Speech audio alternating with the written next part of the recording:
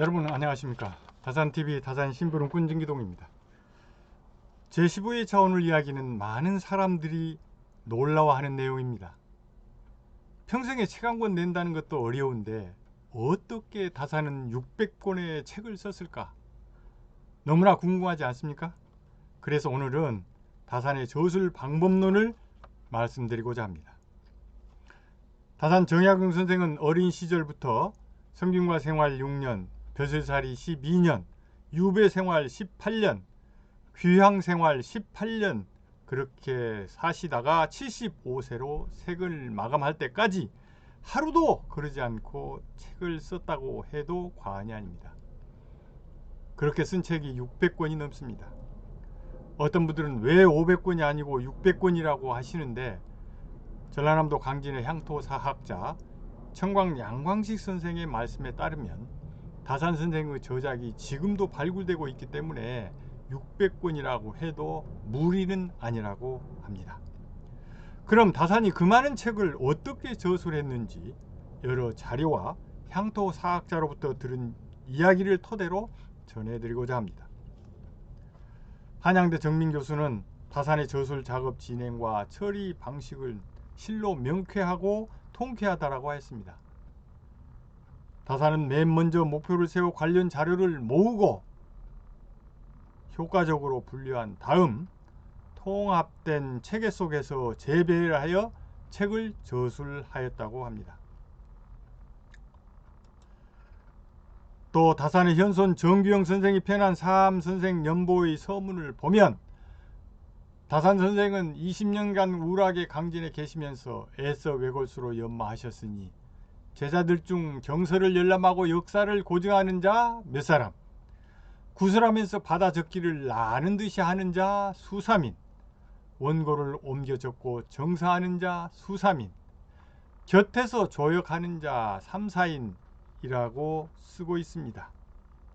이처럼 다산은 철저하게 제자들에게 역할을 분담시켜 일사불란하게 책을 집필한 것입니다.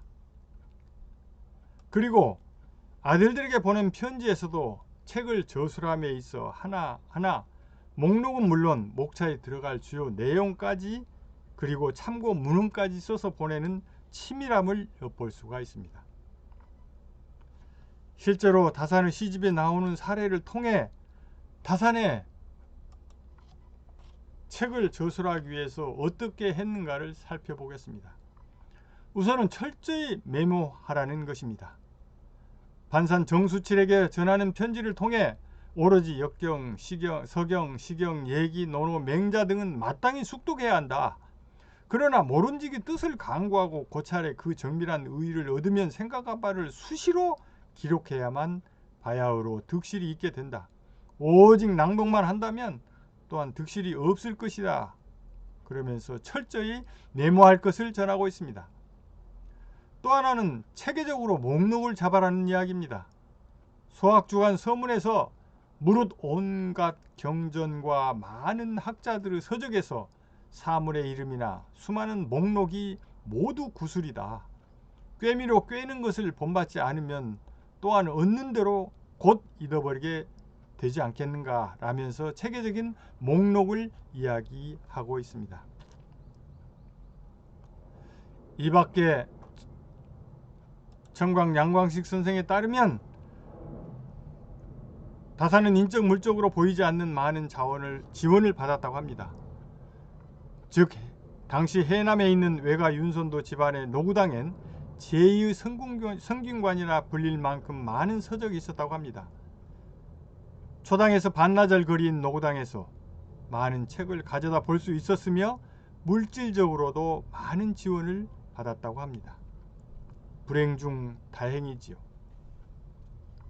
이렇게 다산 초당에서 10년간 머물며 제자들과 함께 수많은 책을 저술했던 것입니다.